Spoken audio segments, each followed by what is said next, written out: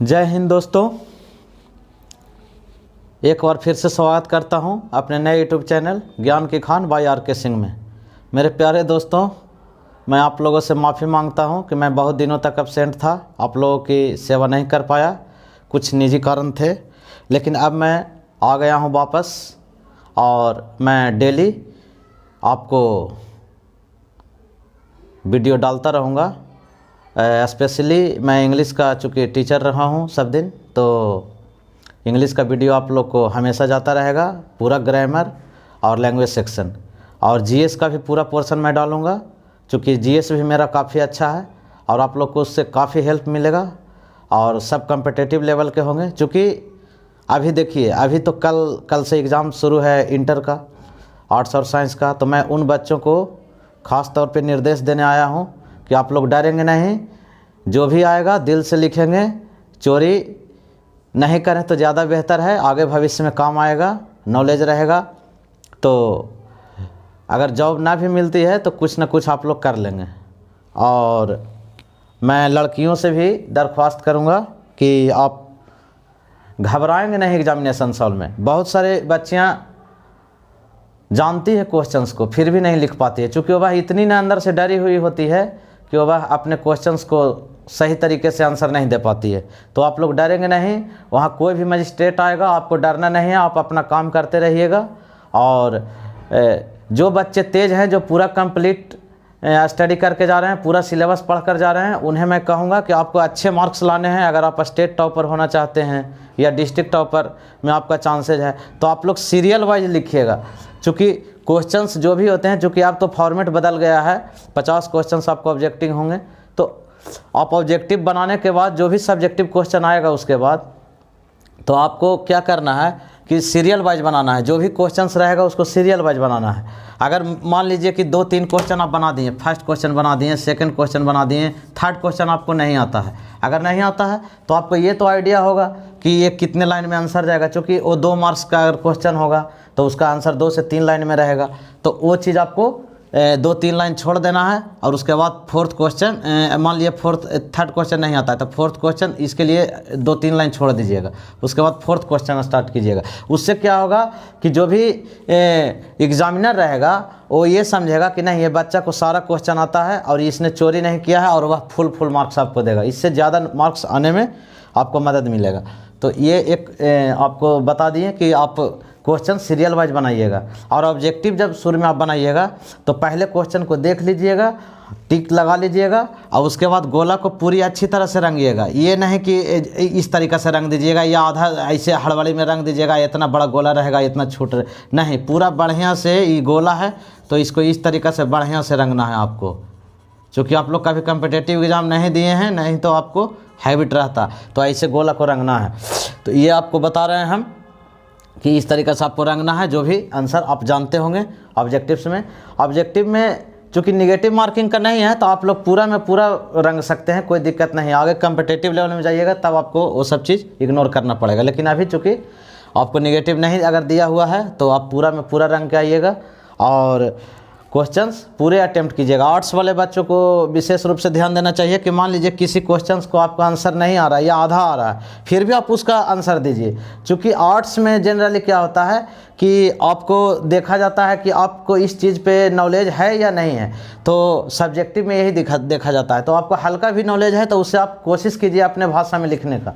उससे क्या होगा कि एग्जामिनर समझेगा कि नहीं, बच्चा को नॉलेज है। आप लोग ब्लैंक नहीं छोड़ के आइएगा। ये नहीं कि 25 क्वेश्चन है तो आप 20 ही क्वेश्चन बनाएं, नहीं, ये गलती तो हरगिज़ नहीं करना है। तो इन सब चीज़ों को आप लोग ध्यान देंगे और ज़्यादा डरने की ज़रूरत नहीं है। चूँकि ठंड बहुत ज़्यादा है इसलिए आप लोग स्वेटर पहन कर जा सकते हैं, जूता मोजा भी गवर्नमेंट ने अलाउ कर दिया है। और आपको एडमिट कार्ड अगर, जैसा कि आप लोगों को मालूम होगा कि अगर साफ फ़ोटो नहीं है तब आपको आइडेंटिटी की ज़रूरत पड़ेगी एक्स्ट्रा, नहीं तो आपको केवल एडमिट कार्ड ही काफ़ी है। और जूता वगैरह तो पहन कर जा ही सकते हैं, स्वेटर भी पहन लीजिएगा, कोई दिक्कत नहीं है। और मास्क लगाना नहीं भूलिएगा। सैनिटाइज़र भी ले जा सकते हैं, कोई दिक्कत नहीं है। अगर सैनिटाइज़र ले जाते हैं तो और अच्छी बात है, क्योंकि अभी कोविड पूरी तरह से समाप्त नहीं हुई है। और मैं क्या बताऊं, आज मैं आप लोगों को अगर चूँकि इंग्लिश में कुछ बता देता हूं, एप्लीकेशन लिखने के लिए बता देता हूं। एप्लीकेशन को आगे क्लास में जाइएगा तो लेटर ही बोला जाता है, फॉर्मल लेटर, और लेटर को इनफॉर्मल लेटर। तो चूँकि एप्लीकेशन एक लेटर है, तो आपको एप्लीकेशन जब लिखना है तो कुछ कुछ बेसिक चीज़ों को ध्यान देना है। जैसे कि आपको नीचे जब लिखते हैं तो योर ओबेडिएंट लिखने के बाद आपको क्या करना है कि अपना नाम नहीं देना है। जैसे कि नीचे में योर ओबेडिएंट लिखते हैं ना, योर ओबेडिएंट, तो ये जो है, ये जो आप देते हैं, या योर फेथफुल, क्या फेथफुल, तो ये जो देने के बाद आपको अपना नाम नहीं देना है, आपको एक्स वाई नेम यहाँ पे लिख देना है, NAME, और उसके बाद XYZ कर देना है, और क्लास भी नहीं देना है। अगर रोल नंबर वगैरह कुछ देना है तो सब XYZ या W या कुछ भी PQR ऐसे करके दे देना है। यहाँ ऊपर में जब लिखिएगा आप लोग एग्जामिनेशन हॉल में, तो यहाँ पे तो मान लिया कि रहेगा कि प्रिंसिपल के पास या हेडमास्टर के पास आप लोग एप्लीकेशन लिखिए जिसमें आप किसी शादी में इन्वॉल्व हैं, या आपका तबीयत ख़राब हो जाने की वजह से आप 3 दिनों तक एब्सेंट थे, तो आप छुट्टी को माफ़ करने के लिए आप लिखिए। तो आपको यहाँ से लिखना है, तो ये जो है आपको लेफ्ट साइड में ये 2 लिखना है, और उसके बाद नीचे लिखना है, यहाँ पे कॉमा नहीं देना है, यहाँ पे लिखना है द हेड मास्टर। क्या लिखना है? द हेड मास्टर, या इसको प्रिंसिपल तो प्रिंसिपल लिखिएगा, टू द प्रिंसिपल। और उसके बाद आप क्या लिखिएगा, मान लीजिए कि वह स्कूल कहाँ पे है उसका नाम लिखिएगा, तो आप वहाँ पे लिख सकते हैं। कोई ज़रूरी नहीं है कि आप जहाँ से पढ़े हैं उसी स्कूल का नाम लिखिए। XYZ स्कूल, क्या लिखिएगा? XYZ school.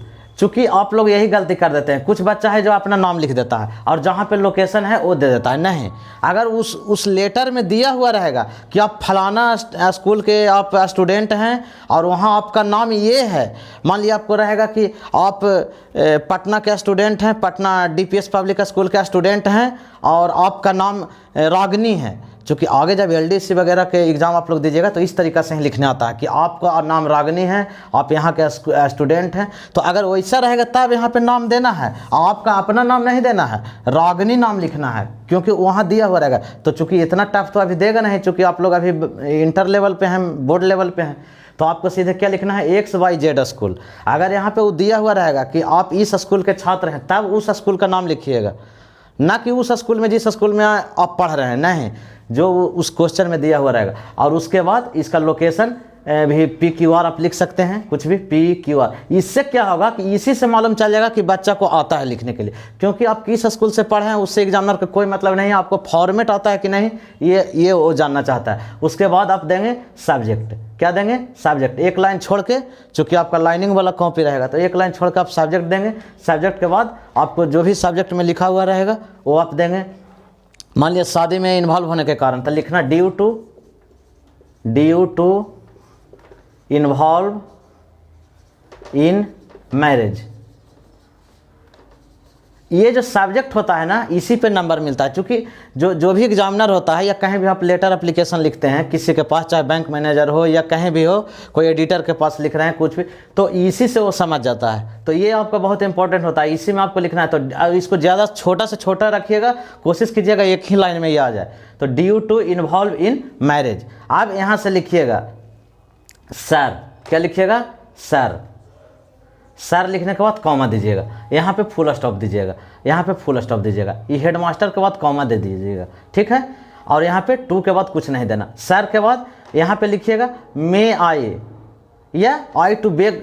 तो आप लोग के सिंपल भाषा में बताते हैं, क्योंकि अब यहाँ से बात आ जाती है लैंग्वेज की। जो बच्चे का लैंग्वेज कंप्लीट है वो बच्चा लिख पाएगा, जो बच्चों का थोड़ा वीक है वो रट भी सकता है। जैसे सर के बाद कुछ कुछ पॉइंट हम बता रहे हैं जो सबके लिए कॉमन है, इतना आपको रटना है, नीचे वाला भी रटना है, ये आपको सेम रहेगा और इसी पे नंबर मिलता है। Sir I have to say, क्या? I have to say that. I have to say that मैंने मुझे यह कहना है कि, क्या? I have to say that, मुझे यह कहना है कि, इधर से आते हैं। उसके बाद क्या कहना है तो आप अपने भाषा में लिखिए कि मेरे बड़े भाई का शादी इतना से इतना तारीख को था और उस शादी में मैं इंगेज्ड होने के कारण मैं स्कूल नहीं आ सका। चूँकि एप्लीकेशन का फॉर्मेट छोटा होना चाहिए, आपको मेन पॉइंट देना होता है। और उसके बाद देखिए, तो I have to say that marriage ceremony of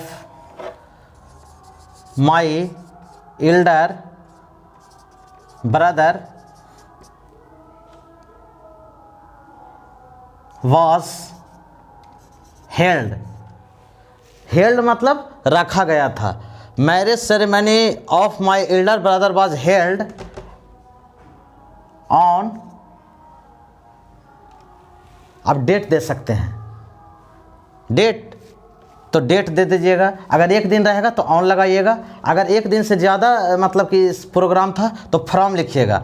my elder brother, ये marriage ceremony of my elder brother was held from इतना टू इतना, ठीक है। और नहीं तो अगर कोई एक डेट के लिए आप एब्सेंट हैं तो केवल ऑन लगाइएगा, ऑन, और ज़्यादा डेट के लिए तो फ्रॉम इतना टू इतना। आई ऑन केवल तो ऑन, और इसमें डे भी आप लिख सकते हैं या डेट भी दे सकते हैं। ऑन 21/6 और 21, मतलब ये कुछ भी डेट आप दे दीजिएगा कि इतना तारीख को मैं एब्सेंट था। I have to say that marriage ceremony of my elder brother was held on इतना। I was engaged in that ceremony। अब इससे सिंपल लैंग्वेज नहीं हम बता सकते हैं आपको, ये सबसे सिंपल लैंग्वेज दे रहे हैं। नहीं तो वो तो लैंग्वेज पे आ जाता है, जो सब्जेक्ट के बाद जो आप फॉर्मेट लिखते हैं वो आपके ऊपर है, आप किस तरीक़े से उसको लिखना चाहते हैं। तो आप ये भी लिख सकते हैं कि घर का मैं मुख्य सदस्य था, मेरे पापा एब्सेंट थे, इस वजह से सारा कार्य हम ही को करना पड़ा। तो वो तो सब आप जितना लंबा करना सकते हैं आप कर सकते हैं। I was engaged in that ceremony by which, क्या बाई विच, जिसके कारण,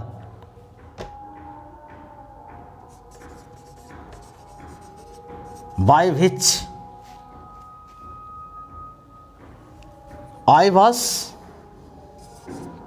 या I could not attend class, I could not attend that class which was on इतना, समझे। I could not attend that day, I could not attend that day। और उसके बाद I could not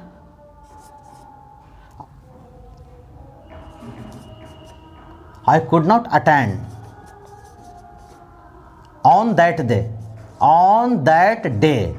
अब आप लोग कह रहे होंगे सर बढ़िया से फ्रेश से लिख दीजिए ना, उतार लेंगे। देखिए आपको एक फॉर्मेट हम बता रहे हैं, अब उतार लेना है तो आप, चूंकि ये उतार लेने से नहीं ना हो जाएगा, कोई ज़रूरी नहीं ना है कि मैरिज पे आपका आ जाएगा। हम एक फॉर्मेट बता रहे हैं कि आपको छोटा से छोटा रखना है, लैंग्वेज आप अपने भाषा में सिंपल से सिंपल रखिएगा। और उसके बाद आपको I could not attend that day, और उसके बाद नीचे लिखिएगा I request you, I request you, क्या आई रिक्वेस्ट यू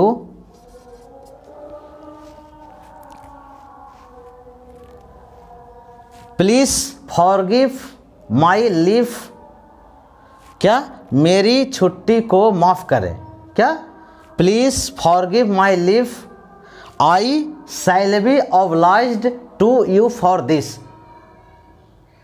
समझ रहे हैं। या मे आई रिक्वेस्ट यू, क्या may I request you that, अगर चूंकि छुट्टी में आप एब्सेंट हो गए हैं और उसके लिए लिख रहे हैं माफ़ करने के लिए, तो वही लिखना होगा फॉरगिव माई लीव। अगर आपको छुट्टी लेना है तो लिखना है please grant me 1 day holiday, please grant me 1 day holiday to involve या फॉर इन्वॉल्विंग दैट सेरेमनी। तो ये तो डिपेंड करता है किस सब्जेक्ट पे वो लेटर आया है, एप्लीकेशन आया है। तो I request you to forgive my holiday, forgive my leave I shall be obliged to you for this, I shall be obliged to you for this, इसके लिए मैं आपका सदा आभारी रहूँगा। और उसके बाद नीचे लिखना है दायां साइड में योर फेथफुल, लड़का हो या लड़की हो। अगर उस एप्लीकेशन में नाम, चूँकि आप लड़की भी हैं और लड़का, मान लिया एप्लीकेशन में लिखा हुआ है कि आपका नाम रमेश है और आप छुट्टी लेने जा रहे हैं, तो आपको योर फेथफुल के बाद नेम में रमेश ही लिखना है, ना कि आप अपना नाम लिख दीजिएगा आप लड़की हैं तो, या लड़का हैं और लड़की का नाम ऊपर दिया हुआ है तो नहीं।